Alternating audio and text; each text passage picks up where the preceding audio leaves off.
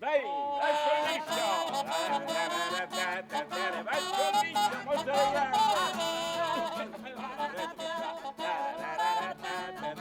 fermi!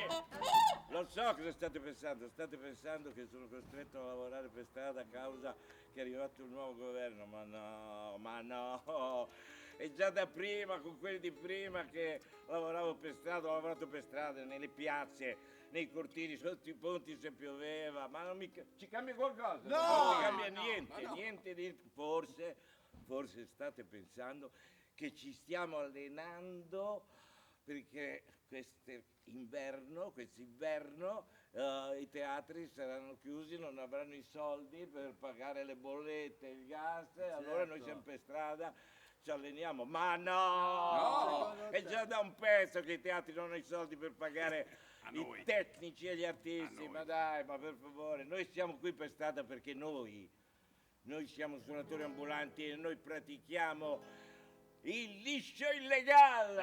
Il liscio illegale si fa in mezzo alla gente, per strada! Ma qui c'è l'intoppo, perché con la nuova legge da 431 bis e anche la tris, ricordati che devo giocare all'ippodromo. Se noi facciamo più di 50 spettatori, è raro, ma metti che facciamo più di 50 spettatori, allora noi non siamo più suonatori ambulanti. Noi siamo organizzatori di rave e per la 431 bis noi siamo dagli 1 ai 6 anni di galera. Siamo pronti per la galera noi? Sì! No. Sei pronto? No. Chi non è pronto si prepari.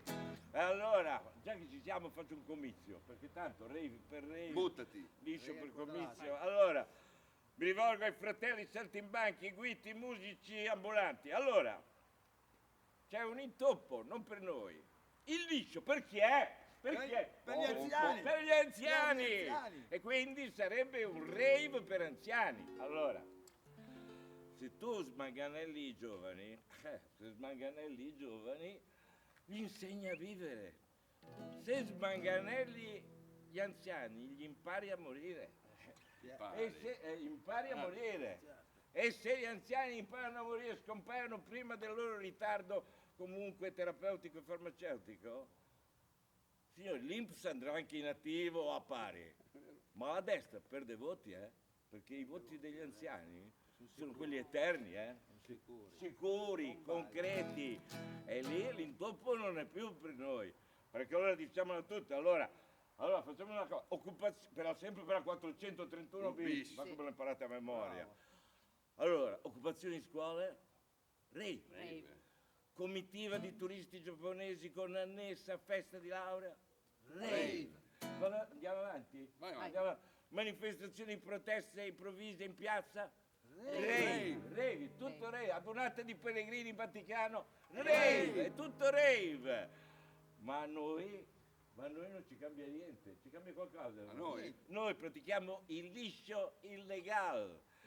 Ecco, visto che bisogna fargli lavorare, questo governo deve lavorare. Di la verità. E allora che lavori e che chiuda anche i teatri prima che si chiudano da soli. Perché così risolviamo il problema dei giovani a teatro. Come si fa a venire i giovani a teatro? Bisogna proibirlo.